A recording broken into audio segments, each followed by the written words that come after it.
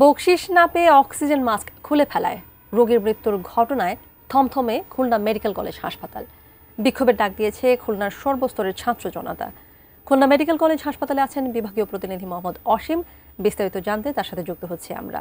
মোহাম্মদ অসীম, এই যে বকশিশ না পেয়ে অক্সিজেন খুলে ফেলার যে ঘটনা, এই বিষয়টি আপনার কাছ থেকে একটু বিস্তারিত জানতে চাইবো, আর বিক্ষোভের কি অবস্থা সেটাও জানাবেন। টাকা দিতে না পারায় জীবন দিতে হয়েছে খুলনার শামজাহান আলী থানার জগিতুল ইউনিয়নের সাইফুলের। অর্থাৎ গত রবিবার এখানে তিনি ভর্তি ছিলেন, তার মুখে অক্সিজেন মাস্ক ছিল, তবে 100 টাকা না দিতে পারায় তার মাস্কটি খুলে নিয়েছে এখানে আউটসোর্সিং এর এক কর্মচারী আব্দুল জব্বার। খুলে নেওয়ার 20 মিনিট পরেই কিন্তু সেই সাইফুলের মৃত্যুর ঘটনা ঘটেছে। আসলে সাইফুলের পরিবারের পক্ষ থেকে কিন্তু এই ঘটনার বিচার চাওয়া হইলেও এই খুলনা মেডিকেল কলেজ হাসপাতালের যারা দায়িত্বরত রয়েছেন তারা কিন্তু একটি কমিটি করেছে গতকালকে।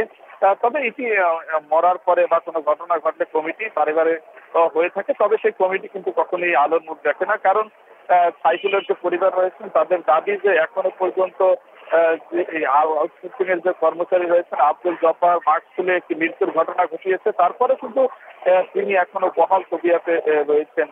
তবে খুলনা মেডিকেল কলেজ হাসপাতাল কর্তৃপক্ষ যারা রয়েছেন তারা বলেছেন যে তদন্ত কমিটি প্রতিবেদন দেওয়ার পরে মূলত যে ব্যবস্থা সেটি নেওয়া হবে। অন্যদিকে তা নিয়ে একটি বিষয় জানিয়ে রাখি যে এই ঘটনায় কিন্তু গত 2 দিন ধরে থমথমে অবস্থা খুলনা মেডিকেল কলেজ হাসপাতাল। এরই মধ্যে আজ 11:30টার দিকে, অর্থাৎ এখন থেকে কিন্তু কিছু সময় পরেই খুলনার যে সাধারণ ছাত্র জনতা রয়েছেন তারা কিন্তু একটি বিক্ষোভের ডাক দিয়েছেন। তারা বলছেন যে খুলনা মেডিকেল কলেজ হাসপাতালে দীর্ঘদিন ধরে যে এই অনিয়ম এবং দুর্নীতি হয়ে আছে তার প্রতিবাদ করলেও এখনো কোনো ধরনের কর্ণপাত করছে না সরকার বা বারেই কিন্তু এমন ঘটনা ঘটেই যাচ্ছে। আর একটি বিষয় আমি আপনাকে জানিয়ে রাখি যে ভোর রাতের দিকে কিন্তু খুলনা মেডিকেল কলেজ হাসপাতালে 4th তলা থেকে একজন পরে নিহত হয়েছেন। এক হিসাবে খুলনা মেডিকেলের যে 3 তলা রয়েছে সেই 3 তলায় 5 জনকে কুকুরে কামড়িয়ে আক্রান্ত করেছেন, তাদের অবস্থাও